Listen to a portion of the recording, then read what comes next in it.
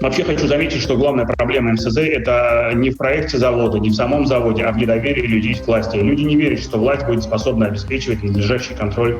И не мешает ли Москва Татарстану своими постоянными геополитическими авантюрами привлекать инвестиции, например, с Запада? Я не верю в то, что Москва действует не в интересах Республики Татарстан.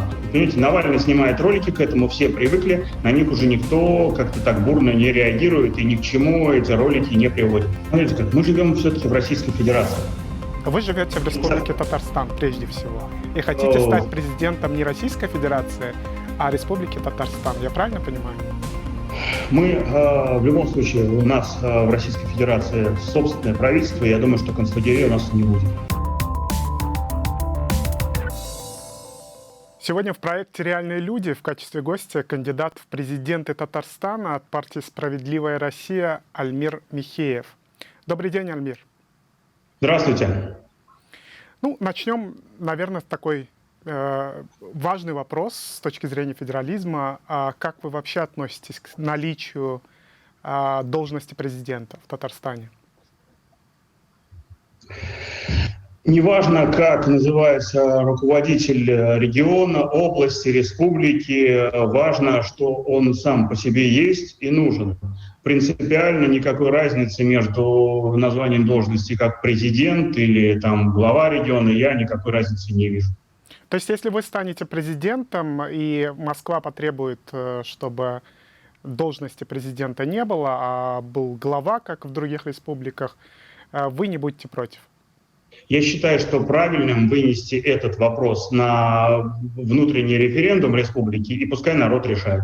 Это все-таки право народа решать, как называть своего руководителя.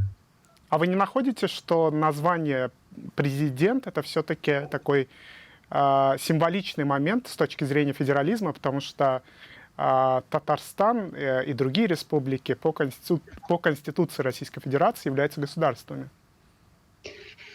Они являются государственными, но Конституция Российской Федерации не допускает никакого иного носителя суверенитета и источника власти, кроме как российский народ в целом.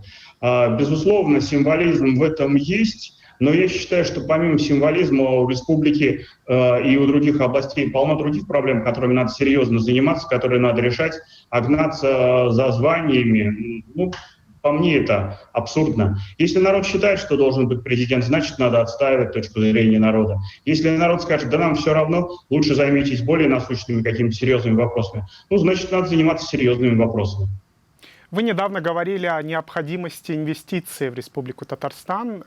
Казань способна расширить список инвесторов без участия Москвы? И не мешает ли Москва Татарстану своими постоянными геополитическими авантюрами привлекать инвестиции, например, с Запада?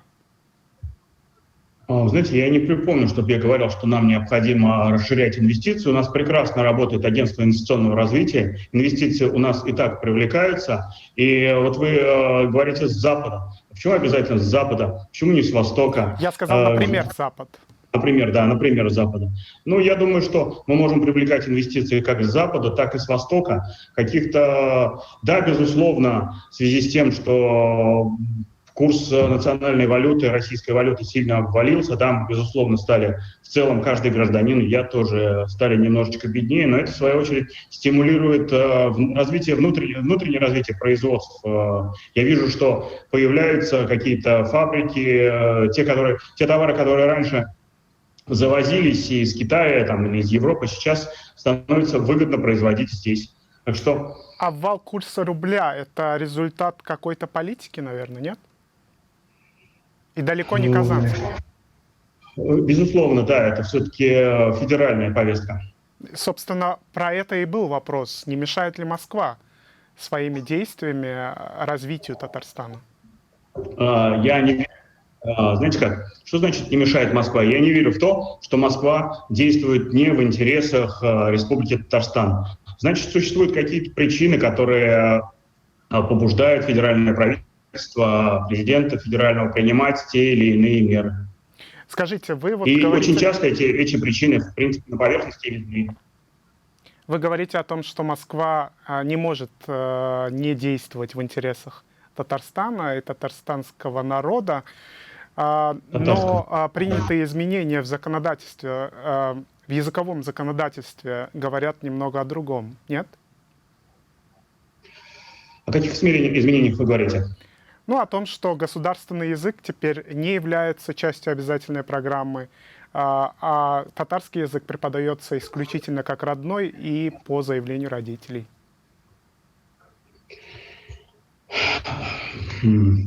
Это не давление со стороны Москвы, это в интересах татарстанского народа? Лично я убежден, что татарский язык изучать нужно, но не в ущерб другим предметам. Делать акцент нужно на живой речи. Живой язык первичен, программатика вторична. Уникальный код Республики Татарстан — это мир, дружба между населяющими Республику Татарстан народами.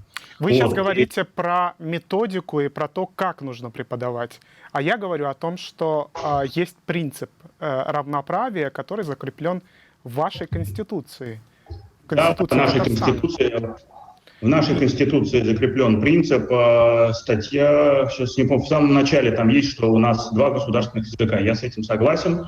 А почему у вас не возникает вопрос, когда мы говорим о татарском языке, вы говорите не в ущерб другим предметам?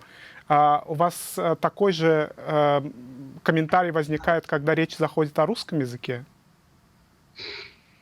Смотрите, как мы живем все-таки в Российской Федерации. Вы живете в Республике Татарстан, прежде всего, и хотите стать президентом не Российской Федерации, а Республики Татарстан. Я правильно понимаю? Республика Татарстан является частью Российской Федерации. И согласно принятым поправкам в Конституцию, а они приняты на всенародном голосовании, и обратного пока еще никто не доказал, да? Республика Татарстан является государствообразующим народом, является русский, и, соответственно, русский язык в целом превалирует. Да, безусловно, я уверен в том, что татарский язык изучать нужно. Я сам разговариваю на нем с супругой, но все-таки русский язык первичен, поскольку этот язык является языком языком общения в Российской Федерации. Кстати, недавно в вашем парламенте была инициатива одного из парламентариев закрепить в Конституции Республики Татарстан татарский как язык государствообразующего народа. Позднее политологи, в том числе из Москвы, оценили эту инициативу как некий такой ответ путинской поправке, которая уже закреплена в Федеральной Конституции. Как вы считаете, как вы относитесь к такой инициативе? Я считаю, что эту инициативу изначально должен оценить Конституционный суд Республики. Пускай он даст свою правовую оценку, и тогда и мы будем о ней говорить, об этой поправке. Давайте перейдем к другим темам. Вашу партию часто называют только формально оппозиционной, то есть номинально оппозиционной. Обычно она послушно выполняет требования власти, хотя у власти у нас немного другая партия. Что вы можете сказать в защиту вашей партии? А давайте научимся разделять позу и позицию. Да? Вот что такое поза? Поза — это когда условные оппозиционеры говорят «нет» и ничего в альтернативу не предлагают. Наша партия имеет собственную позицию, и мы эту позицию высказываем. Мы выступали против, вот даже сейчас шпаргалочку тут у меня, мы выступали против ряда вопросов. Мы выступали против налога на самозанятых, мы выступали против повышения пенсионного возраста, против увеличения НДС, против введения 3-дневного голосования. Более того, даже сейчас партия «Справедливая Россия» самый, наверное, непримиримый противник повышения пенсионного возраста. Вы знаете, что партия собрала больше 2,5 миллионов подписей жителей России против повышения пенсионного возраста. И эти все коробки 36 коробок отправлены в приемную Госдумы. Говорить о том, что мы послушно голосуем за все те инициативы, которые выносит партия власти, нет, нельзя. А в чем принципиальное ваше разногласие с партией власти? В принципе, я только что обозначил вопросы, по которым мы не согласны. В первую очередь, вот для меня, допустим, сейчас самая насущная проблема — пенсионный возраст, я вижу. А как вы относитесь к тому, что произошло обнуление сроков президента Российской Федерации. По этому вопросу какая у вас позиция и у вашей партии? Партия вносила определенный список поправок в Конституцию. Партия довольна тем, что эти поправки прошли. Поправку об обнулении партия не вносила. А как вы относитесь к ней? Это было принято большинством населения Российской Федерации, и я отношусь к этому как к законному волеизъявлению. До тех пор, пока не доказано обратное. То есть вы принимаете то голосование, которое происходило в России, как честное, как справедливое? Законным путем обратное не доказано. Что вы думаете об отравлении Навального? Знаете как, из средств массовой информации много льется информации, и говорится, что и вытекает, что это было все-таки отравление. Наверное, я склонен с этим согласиться, но я не очень хорошо понимаю, кому оно было нужно. Ведь в целом расследования Навального, они стали каким-то уже, знаете, фоном в нашей политической повестке, никто на них серьезно не реагирует. Я не понимаю, кому нужно было его отравлять. Ну, снимает человек свои ролики. Он снял уже, наверное, про всех высших чинов государства, добрался до региональных каких-то лидеров. Не понимаю цели. Я понимаю, что если не будет Навального, в любом случае кто-то появится, и не думаю, что имело смысл власти организовывать это отравление. Скажите, вы только что, если я правильно понял, вы сказали о том, что уровень легитимности Навального не такой высокий. А вот по сравнению с вашей партией, как соотносится этот уровень? Я не сказал о легитимности, я сказал, что это стало общим фоном политической повестки. Все. Понимаете, Навальный снимает ролики, к этому все привыкли, на них уже никто как-то так бурно не реагирует, и ни к чему эти ролики не приводят. А как вы считаете, у Навального поддержка широкая в России? Среди моих знакомых нет. А в Татарстане? Я лично не знаком, вот в личном таком общении не знаком ни с кем, кто прямо его поддерживал бы. Да, его ролики смотрят. Но влияет ли это на принятие решений людьми, не знаю. Не могу оценить. А как соотносится популярность Навального с популярностью вашей партии? У кого шире охват? В том же Татарстане. Я возглавил региональное отделение партии 23 мая. За это время, что называется, с колес вступил в бой. В рамках ведущей нами кампании я понимаю, что мы более широко представлены, у нас это и... То есть мы более заметны, мне так кажется. То, что я могу оценить. Скажите, вот вы говорите, что вы более заметны, но задерживают почему-то сторонников Навального, а не сторонников партии «Справедливая Россия». Может быть, власть в вас не видит угрозу, а в них видит? В соседних регионах, в Ульяновске, у нас руководитель регионального отделения, насколько я знаю, сейчас в СИЗО находится. Так что я бы не стал говорить, что не задерживают. Задерживают. И, может быть, мы не нарушаем закон все-таки. Понимаете, для того, чтобы задержать, необходимо какое-то формальное нарушение хотя бы. Граждане жалуются, что так и не поняли, вы за или против мусоросжигательного завода под Казанью. Вы можете обозначить точно вашу позицию? Конкретно. Я считаю, что мусоросжигательный завод сам по себе не панацея. Завод — это лишь часть цепочки разумного обращения с отходами. Мы отходов генерируем сейчас все больше и больше. Нам в любом случае нужен будет мусоросжигательный завод. Но, наверное, не здесь. Мы об этом говорили с представителями других партий. И вообще хочу заметить, что главная проблема МСЗ — это не в проекте завода, не в самом заводе, а в недоверии людей к власти. Люди не верят, что власть будет способна обеспечивать надлежащий контроль за работой.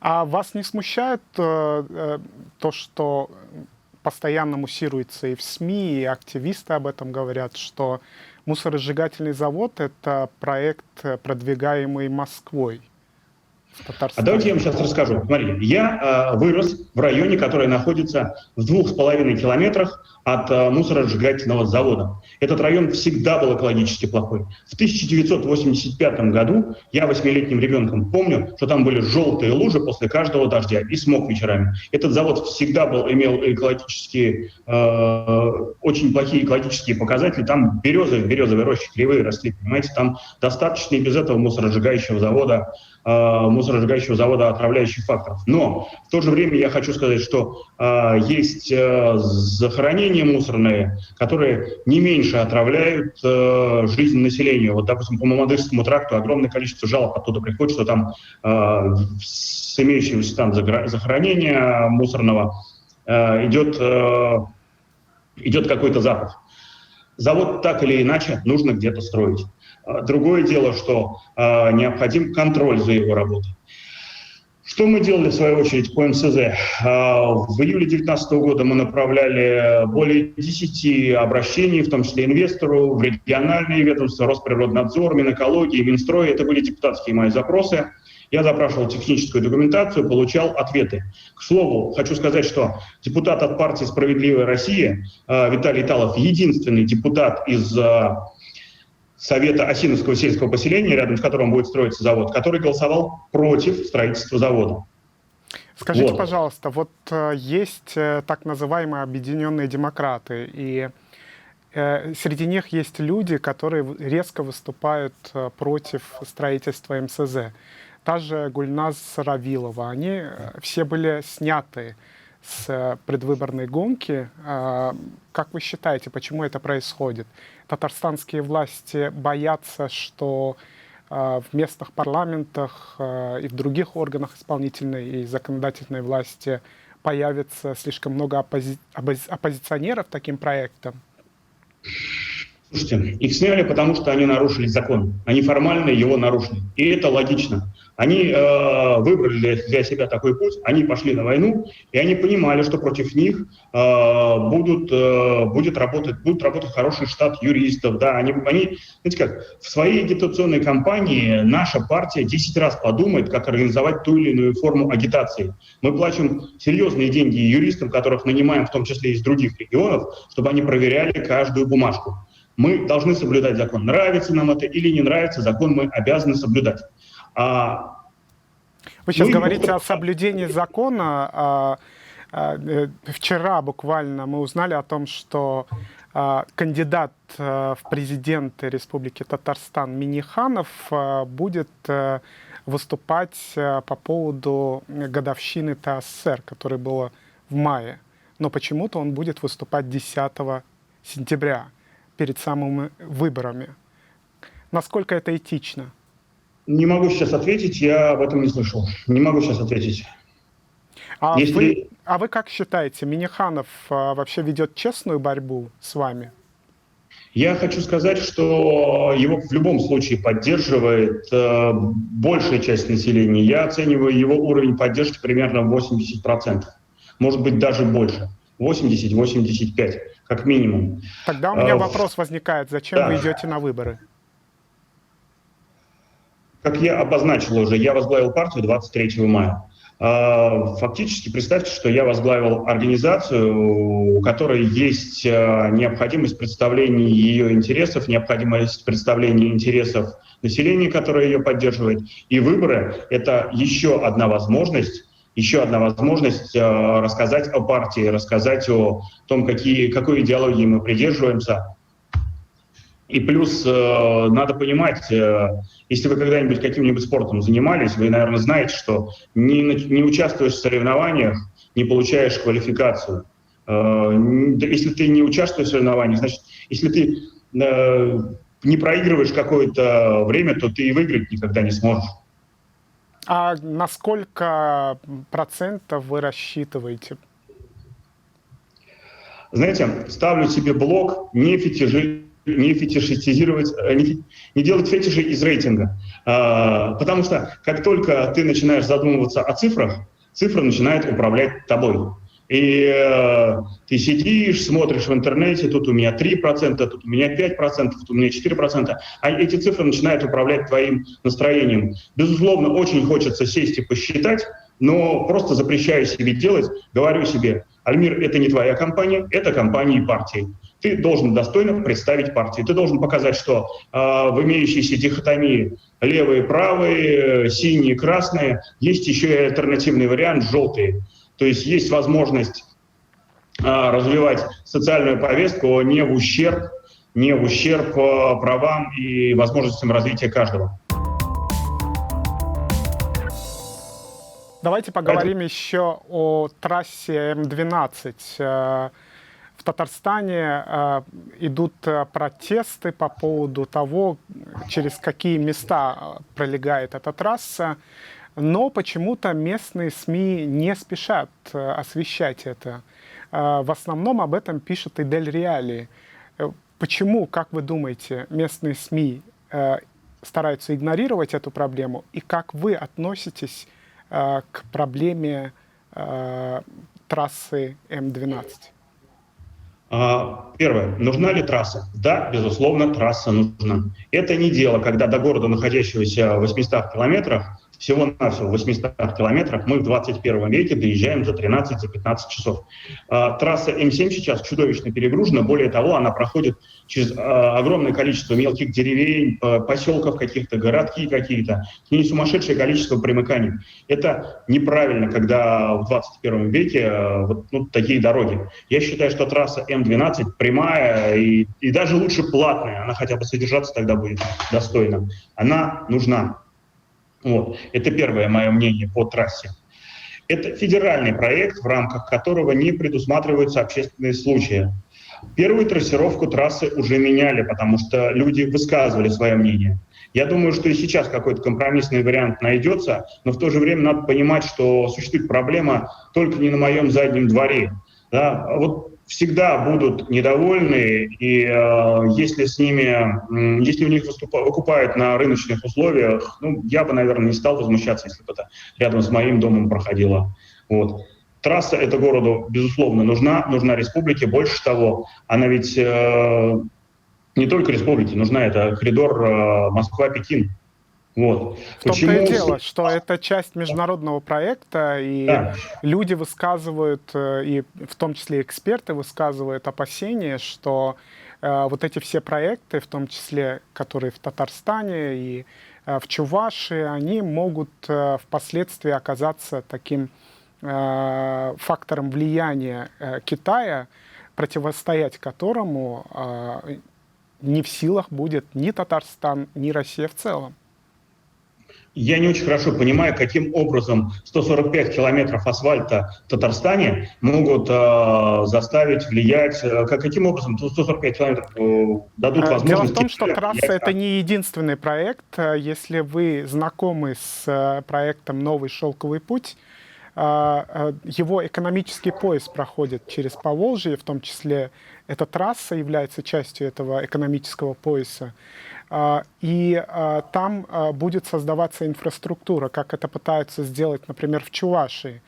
И в этом смысле вы не видите угрозы экспансии Китая, потому что в том же Синьцзяне, который является частью Китая, проблемы местного населения начались как раз с запуска этого проекта, потому что Пекин счел, что там есть угроза сепаратизма, угроза исламизма и так далее, и надо все это нивелировать, и все это кончилось тем, что в разных странах характеризует то, что создали Пекином, то, что создал Пекин в Синьцзяне, концлагерями. Я понял вашу точку зрения. То есть вы хотите мне сказать, что если американские корпорации, европейские корпорации вкладывают деньги в Россию, это хорошо, а если идут китайские деньги, то это плохо? Нет, я не считаю, что китайские деньги... Можно секундочку, не перебивайте меня, я вас не перебивал. Я не считаю, что китайские деньги – это плохо для России. Я считаю, что китайские деньги – это плохо для американских денег, потому что вполне возможно, что китайские деньги окажутся для нас более выгодными, более дешевыми. И Вот и все. Это просто фактически, да, Но Америка китайские... ничего не пытается создать в Татарстане, по крайней мере, не является каким-то конкурентом вот по этому проекту. Именно поэтому нет. Но в целом вы же сейчас об этом говорите. Вы говорите, что Китай будет на нас влиять. То есть, когда мы строим какой-то завод на европейские деньги, мы не влияем. У нас есть заводы, построенные на европейские деньги. Да, У нас есть просто заводы. европейцы не создают концлагеря уже со Второй мировой войны.